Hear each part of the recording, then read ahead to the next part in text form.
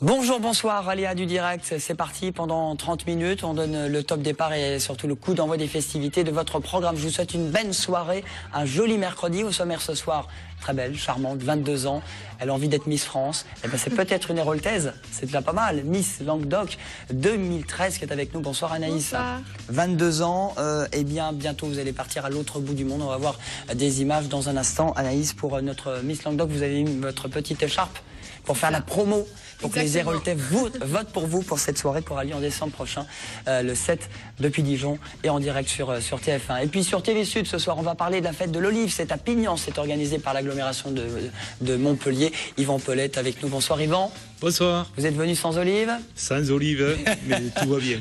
Yvan est avec nous pour cette belle fête. Et puis on va parler terroir et tradition avec la fête des IGP. Ce label important pour les viticulteurs. Premier département de la viticulture en France, c'est l'Hérault, c'est chez nous. Il y aura une première édition. Théâtre Jean-Claude Carrière, Domaine d'eau. Ce sera bien la semaine prochaine. Une belle soirée avec une sorte de salon du vin organisé par le Conseil Général. Lui, il était de passage dans le cadre des internationales de la guitare. Brice Conrad, le beau gosse, le chanteur, avec son titre Hola et son album Nuit Bleue, une tournée qui passera par Montpellier. Rencontre avec Brice qui aime bien ses potes handballeurs. Les jeudis en musique, c'est à Paul Valéry chaque jeudi. C'est donc demain, c'est l'affaire de Philippe Navarro. Bonsoir Philippe. Bonsoir. Et bienvenue sur le plateau.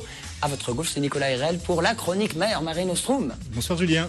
Bonsoir, on parle de quoi? Alors ce soir on va parler d'une épave au large de Porquerolles et des Porquerolles.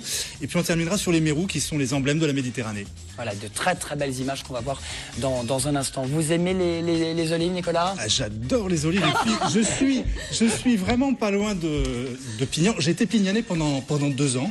Aujourd'hui j'habite Saussan et j'ai découvert les olives et notamment la coopérative oléicole de Pignan. Eh bien, vous allez découvrir la fête de l'olive à Pignan aussi. La 7e fête de l'olive à Pignan, la 7e fête que l'agglomération organise. Comme elle organise la fête du miel, elle organise la fête des vignes, elle organise la fête des tomates, elle organise la fête des truffes, tous ces trucs-là, c'est le territoire de l'agglomération de Montpellier, le côté patrimoine, le côté terroir. Ça, c'est une belle chose. Et monsieur l'a dit, donc dimanche à Pignan, il va faire très beau. Il a fait la météo sur 5 jours. C'est notre Joël Collado de France Inter. C'est certain, c'est certain. Et il y aura du monde. Bon, c'est la fête de l'olive, ça tombe bien parce qu'on est en plein, bon, c'est vendange pour le raisin, mais là, c'est les récoltes pour les olives. Ça va commencer, donc la récolte d'olive va commencer, donc c'est la cave oléicole de Pignan. On a monté cette fête avec l'agglomération il y a 7 ans de ça. Et toute la journée dans le magnifique parc du château à Pignan, le château Turenne. Donc on va avoir une déclinaison d'activités autour de l'olive. Donc la confrérie des oléiculteurs. Qui va défiler à 10h15. Qui va défiler à 10h15. Ensuite l'inauguration à 11h, incontournable. Et ensuite, après, donc, on a les ateliers cuisine le matin, ateliers cuisine le soir, avec Jacques Béguet, un excellent cuisinier qui travaille, qui nous suit dans toutes les manifestations de l'agglomération. Alors ça, c'est pour, Yvon, c'est pour donner les recettes aux visiteurs, pour apprendre à cuisiner avec de l'huile d'olive, avec des olives. Avec des olives, montrer que l'olive, comme je vous disais, comme la truffe, comme la tomate, toutes ces choses-là, peuvent permettre de faire des plats très simples. Et puis montrer aux cuisiniers et aux cuisinières qu'on peut faire très facilement quelque chose de super, avec un bon goût. Et puis l'olive c'est chez nous, hein, c'est important. Hein. Anaïs, est-ce que vous cuisinez avec de l'huile d'olive? De l'huile d'olive, oui.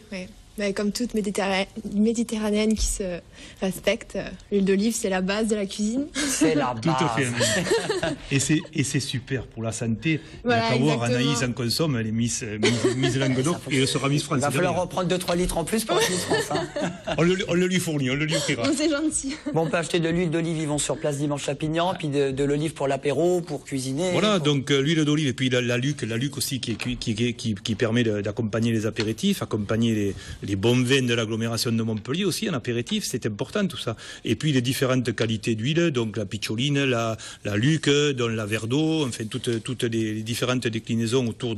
Vous savez, à Pignan, vous le disiez tout à l'heure, il y a une coopérative oléicole qui est très dynamique autour du président Catrix, et il y a 500 adhérents, elle fait en gros chaque année entre 80 et 100 tonnes, donc c'est vrai que la cave de Pignan est très dynamique, et tout le Pignanais tout autour, et dans l'agglomération, l'olivier l'olivier, après la vigne, est très très présent, puisque l'olivier, comme le disait Anaïs, est une plante méditerranéenne par excellence, comme la vigne.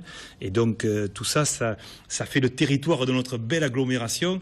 Et voyez, donc on sait s'occuper de la culture, on sait s'occuper du sport, etc., etc. Mais on sait aussi bien mettre en valeur notre territoire, notre terroir, notre patrimoine. Et on sait même avoir une mise Languedoc, puisqu'elle est montpelliéraine. Et ça, c'est notre plus grande fierté. Et on fera voter, on appellera à voter pour Anaïs lors de l'élection de Miss France. Le 7 décembre prochain, ils est au taquet. Hein. Ah oui. Ouais. Matin, Anaïs ou... Non, malheureusement. Désolé, Yvon. Oh, ça pourrait être ma fille. Elle est très sympa. Bon, il y aura des producteurs, il y aura des artisans, il y aura des animations, il y aura des expos, des cours de cuisine. Il y a toutes ces choses-là vont se décliner tout autour de l'olive, l'animation et puis surtout la fête familiale, parce qu'il y aura des animations pour les enfants. Toutes nos fêtes sont articulées selon ce schéma. Donc la famille, les enfants, et le dimanche après-midi, les jardins de Pignan, les jardins de Turenne seront pleins. Avec Patoche et Pépita, c'est qui ça? Patoche et Pépita, ce sont deux clowns qui viennent amuser les enfants. Mais puis il y a des promenades en calèche, il y a tout un tas de trucs pour les gamins. Hein. Et puis de véritables marchés du terroir, mais avec de véritables artisans, pas des produits made in. Hein, c'est des produits de chez nous. Made in, pas China, peut-être made in Grèce pour le livre. China, c'est après, ça sera plus tard. Quoi. Ça va venir. Ouais. L'un des produits phares du terroir qui est l'olive, eh bien on fait la fête effectivement. Fête de l'olive à Pignan ce dimanche, c'est gratuit de 10 à 18h. Yvon, et c'est la 7e. Et c'est la 7e édition. Et l'an prochain, il y aura la 8e. Eh ben voilà, déjà il l'annonce. On va justement, il y a de bels endroits aussi où il y a beaucoup d'oliviers, belles plantations. C'est le domaine d'eau aussi. Ouais. C'est à Montpellier, c'est le conseil général, c'est le département qui s'en occupe avec un très beau théâtre inauguré dernièrement, théâtre Jean-Claude Carrière. Et là, rendez-vous, eh bien la semaine prochaine, ce sera le 18, ce sera un vendredi soir avec TV Sud. Alors pas pour des concerts là, mais là, ben c'est pour dire que cette salle, elle va servir aussi pour le salon du vin, héros du vin. C'est la fête des IGP, c'est l'indication géographique protégée. Tout à fait. Alors, mais je connais, puisque le vin aussi, vous savez, c'est un des plus grands vecteurs de l'agglomération de Montpellier. Et on l'a rencontré. Nous allons faire cette année notre 10e fête des vignes au mois de fin novembre. Et là, c'est la première édition de cette fête, l'héros du vin. On écoute Henri Cabanel, qui est vice-président du conseil général, en charge notamment de la viticulture. En plus, il sait de quoi il parle, puisqu'il est viticulteur à Servien, près de Béziers. Et il fait un super boulot. L'héros du vin, c'est nouveau sur Montpellier. Parce que c'est la fête des IGP, les identifications géographiques protégées, donc nouvelle hiérarchisation depuis 2009 qui remplace les vins de pays.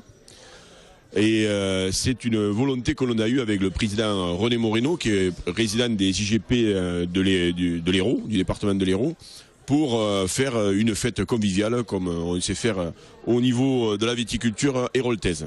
Alors le principe, c'est d'accueillir tous les gens qui auront réservé au préalable avec une entrée à 5 € qui leur permettront de déguster les 8 identifications géographiques protégées du département de l'Hérault avec un buffet. Et je dis bien déguster parce que il y aura un sommelier qui leur permettra, pour ceux qui ne sont pas initiés à la dégustation, de pouvoir s'initier à la dégustation.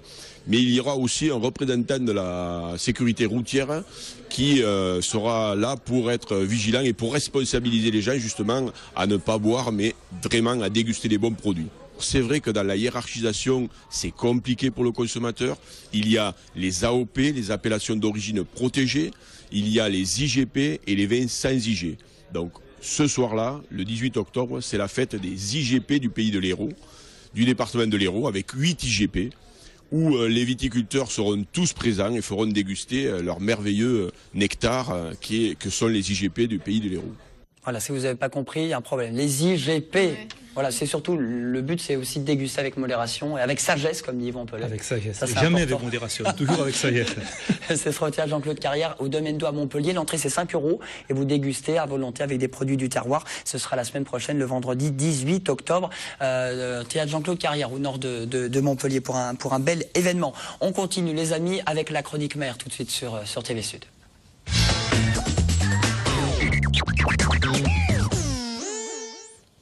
La chronique Mare Nostrum avec vous, Nicolas, de Montpellier Agglomération pour Mare Nostrum à Odysseum. On va avoir de très très belles images avec des images d'épaves. On est au large de Porquerolles, Nicolas. Exactement. Après avoir fait une petite balade, une petite incursion dans les Bahamas en tout début de saison, là on revient sur la Méditerranée. Et puis on va découvrir les îles d'hier. Donc ce sont les îles qui sont Porquerolles, Porquerolles et le Levant, qui sont autour dans cette région du Provence-Alpes-Côte d'Azur. Et voilà, c'est le Donator. Qui est une épave qui a coulé à la fin de la guerre 45, qui assurait le transport entre les Antilles et la France, et puis au retour d'une campagne de transport de vin depuis les côtes des rives sud de la Méditerranée vers la France, a touché une mine et a coulé. 1945. Et depuis, c'est un véritable oasis de vie pour les nombreuses espèces de Méditerranée. Et on voit, c'est vraiment la profusion. On voit tout ce que la Méditerranée a à nous offrir de plus riche. On a les gorgones, on a tout un tas d'invertébrés. On voit passer des antias. Et puis un peu plus loin, des grands bancs de poissons qui feraient le rêve de tout pêcheur, bien sûr. Hein. Ce sont les dorades, on voit les sards, on voit un denti qui passe pas loin. Et puis un peu plus loin, on va voir un petit mérou qui va s'approcher. Et ce sont des images qui nous ont été rapportées d'ailleurs par Gilles Di Raimondo, qui l'a réalisé dans le courant de l'été, il y a pas très longtemps. C'est pas vous, hein, Nicolas, et votre GoPro qui avait filmé. Non, ce n'est pas moi avec ma GoPro, c'est Gilles avec un matériel vraiment très fait pour ça, super. On passe maintenant à Porquerolles, qui est le parc national de Porquerolles. Il va fêter ses 50 ans à la fin de l'année, et qui est aujourd'hui un havre de paix, ouvert aux espèces bien sûr, mais ouvert aussi à l'homme. On y continue d'y pratiquer la pêche artisanale, on continue d'y pratiquer le tourisme. Il y a environ 3000 personnes qui vivent en haute saison et qui vont visiter, qui vont découvrir Porquerolles. Et il y a une gestion qui est exemplaire du bon mariage entre les espèces et les activités humaines. Et ça, je pense qu'on peut le souligner. Et un de nos exemples phares, c'est quand même la réussite sur la préservation du mérou, qui est un des symboles de la Méditerranée. Dans les années 80, le mérou était vraiment très très mal en point, tout simplement parce que il avait un problème. Les femelles n'arrivaient pas à rencontrer les mâles, tout simplement parce que avec la pêche sous-marine, les femelles se tiennent plutôt dans les petits fonds et étaient bien plus soumises à la pression de pêche. Et puis il y a des scientifiques, des journalistes, des amoureux, des passionnés et même des pêcheurs sous-marins qui se sont dit mais l'espèce va peut-être disparaître, qu'est-ce qu'il faut faire? On va se regrouper et on va proposer ensemble que cette espèce-là soit gérée. Dans les années 80, c'était la première fois qu'on entendait parler de gestion de la mer ou gestion d'une espèce. Et puis, de fil en aiguille, on a proposé un moratoire, c'est-à-dire on met l'espèce de côté, on réglemente son mode de pêche, elle est interdite de pêche au harpon et à l'hameçon aussi. Et depuis lors, eh bien, les mérous recolonisent la Méditerranée à l'exemple de ce qu'a fait Porquerolles. Le moratoire s'arrête là pour cette année en décembre 2013, mais on a bon espoir qu'il se continue, qu'il se prolonge, tout simplement pour permettre à l'espèce mérou de continuer à remplir son devoir de prédateur et de symbole de la Méditerranée. Donc on a encore beaucoup de mérous maintenant sur les côtes héroltaises. On en voit sur les arisquiers. C'est quand même fondamental. Enfin, on en voyait plus depuis des années. Et quand on a ouvert Mare Nostrum, on a eu la chance de recevoir un petit mérou qui avait été pêché là, qui avait été pris dans une nasse. Donc le mérou revient. Et si le mérou revient, ça veut dire que il a trouvé sa place, il a retrouvé sa place, il a trouvé sa place de prédateur et l'équilibre est presque retrouvés. Ces espèces, on les retrouve évidemment à Mare Nostrum, que ce soit les mérous, les murènes, les barracudas qu'on a pu voir aussi sur les images de Gilles, qui forment un banc au sud de la Gabinière et qui sont vraiment exceptionnelles. Toutes ces espèces-là, vous pouvez les voir à pied sec, à l'aquarium Odysseum, comme Mare Nostrum. Voilà, pas besoin d'aller à la Méditerranée, ça commence à cailler maintenant. Vous allez à Mare Nostrum, à l'aquarium. 18 degrés en ce moment, ça commence à faire froid, j'avoue. Ah, c'est fini l'été, on change d'heure bientôt, je préfère pas en parler. Merci beaucoup Nicolas. Je vous en prie. Qu'est-ce qu'on fait le 7 décembre? Qu'est-ce qu'on fait le 7 décembre? Philippe, qu'est-ce qu'on fait le 7 décembre? Je ne sais pas, non, j'avoue, humblement. Eh ben, regarde TF1. Le 6 décembre, c'est la Saint-Nicolas. Le 7, c'est déjà la Saint-Nicolas. C'est pas la Saint-Naïs, mais c'est la soirée électorale. On regarde TV Sud, mais on regarde aussi TF1 pour la soirée de Miss France 2014. Voilà, exactement, oui. En direct de Dijon. En direct de Dijon, chez les Bourguignons. Vous avez 22 ans, Anaïs. Master 1 de cosmétique. Oui, à la faculté des sciences de Montpellier, oui. Donc là, pour l'instant, c'est examen, pas tout de suite. Pas tout de suite, c'est à la rentrée de Miss France. Quand je rentrerai, j'ai les examens qui m'attendent et en janvier. Puis là, j'essaye de concilier à la fois les cours et puis toutes les manifestations. Je suis demandée. C'est un peu compliqué, mais j'y arrive. Alors, problème, petit bémol, vous allez partir à l'autre bout du monde, Oui. c'est super. Comment vous gérez entre le Sri Lanka dans quelques semaines, l'élection derrière et vos études? Alors, je suis un peu stressée parce que c'est vraiment l'inconnu, mais ensuite, j'ai vraiment hâte parce que je pense que ça va être une vraiment très belle aventure. Et puis, partir au Sri Lanka, qui n'a jamais rêvé de partir dans une île Moi, je dis pas non, le Sri Lanka, il Voilà. paraît que c'est super beau. Pendant que vous aurez les écharpes, je serai en maillot de bain Très bien, merci beaucoup. Et donc là, c'est le Non, shooting super. photo, c'est quoi le but d'aller là-bas? C'est les shootings photos, c'est les reportages télé, c'est la préparation à Miss France, commencer à les chorégraphies, rencontrer les candidates, toute l'équipe Miss France autour de nous pour nous aiguiller jusqu'au jour J. Bon, il s'est passé beaucoup de choses depuis ces images qu'on voit. Un certain 10 août 2013, il y a quelques semaines, c'était à Carnon. C'est ça, ben voilà, donc il y a Marine qui me remet la couronne avec Emmanuel. Ouais, beaucoup d'émotions et puis j'ai eu du mal au début à me dire ça y est, tu pars à Miss France. Mais c'est vraiment une aventure magique. Je rencontre vraiment beaucoup de personnes. Enfin, je fais des manifestations magnifiques. Vraiment, je suis très heureuse et j'espère aller plus loin dans cette aventure. Oui, Yvon, elle est heureuse, Anaïs. Elle va gagner. Elle ira plus loin, j'en suis sûr. Ces études cette année, vous savez, je les vois mal, parce qu'après, quand vous allez être Miss France, ça sera plus difficile de tout mener ensemble. Mais j'espère bien. Le 7 décembre, on verra ça. On va vous briefer aussi quand vous allez partir au Sri Lanka pour bien s'exprimer devant Voilà, des médias, exactement. devant, je sais pas, des questions qu'on pourrait vous poser, bien se C'est tenir, ça, c'est- bien défiler. Ouais, exactement. C'est vraiment, on est préparé à être devant les médias, à répondre aux interviews, à faire les photos. C'est vrai qu'en étant étudiante, c'est pas le genre de choses que je fais tous les jours, mais quotidiennement, j'apprends ce métier, parce que c'est un métier à part entière d'être Miss, donc voilà. Bon, vous avez 10 secondes pour convaincre les téléspectateurs pour voter pour vous le 7. Qu'est-ce que vous avez envie de leur dire? Ben écoutez, si vous voulez que le Languedoc revienne avec une belle couronne et puis peut-être l'élection de Miss France 2015 à l'Arena, pourquoi pas, votez le 7 décembre pour Miss Languedoc. Eh ben voilà, il y aura du vin et des olives, c'est pas mal. Allez Anaïs, on l'encourage.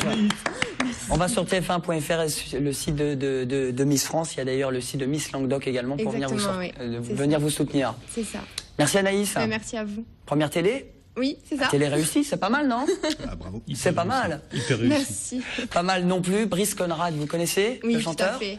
Il était de passage à Montpellier. Il chante son titre Hola qui a cartonné. C'était l'été 2012. Son album s'appelle Nuit Bleue. Il était il y a quelques jours dans le cadre des internationales de la guitare. Il a fait un showcase au Café Joseph, plage Jean Jaurès à Montpellier. On a rencontré le chanteur. Morceau choisi. Regardez. Montage Sophie Carloni. Longtemps couru après des ombres portées qui se sont envolées et ça l'a touché.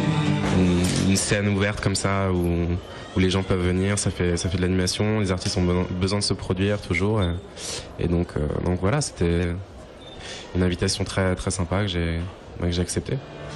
Qu'elle a apprivoisé pour moi en surface à la lumière, elle tire les fils de son monde. Alors c'est la deuxième fois que je viens. Comme j'ai un très bon ami qui est ici, qui est alsacien aussi, donc qui est Michael Robin, le gardien de Montpellier au handball. Donc voilà, c'est une occasion aussi de le voir ici. Mais très belle ville, j'aime énormément. Très très belle atmosphère.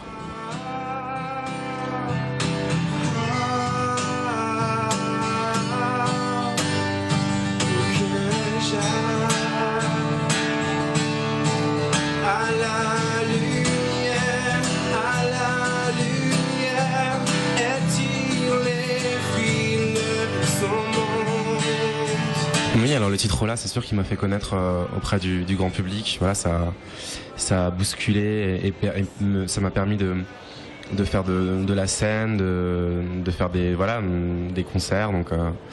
Donc ça m'a permis aussi de m'installer, d'avoir un public. Donc voilà, c'est vraiment le point de départ important de ma jeune carrière, quoi.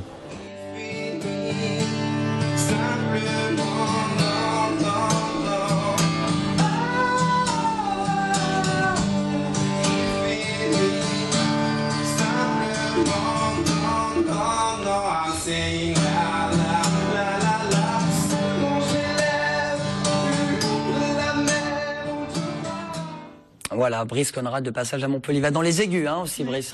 Il y aura une tournée l'année prochaine, un nouvel album, et on espère une date à Montpellier.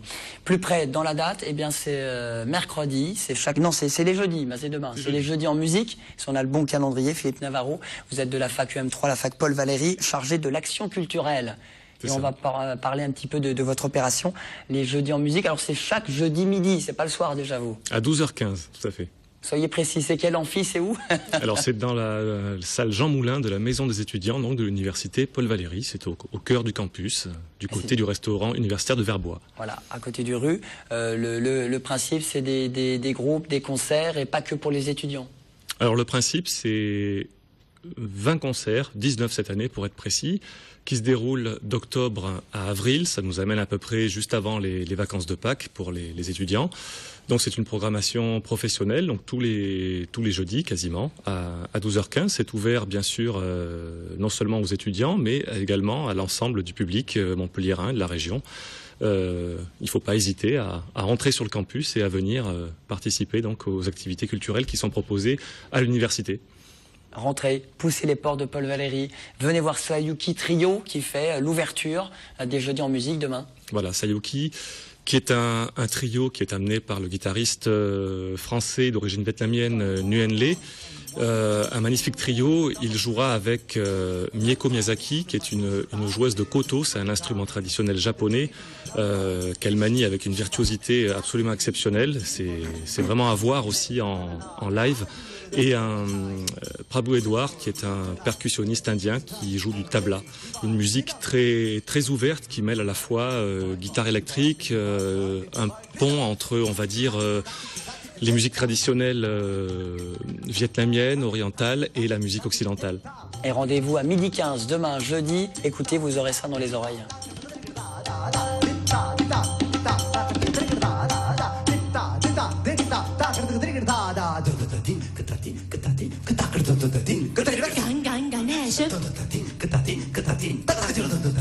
Ganapati Ganesh, Bala Ganesh, Shri Ganesh, Jai Jai Ganesh.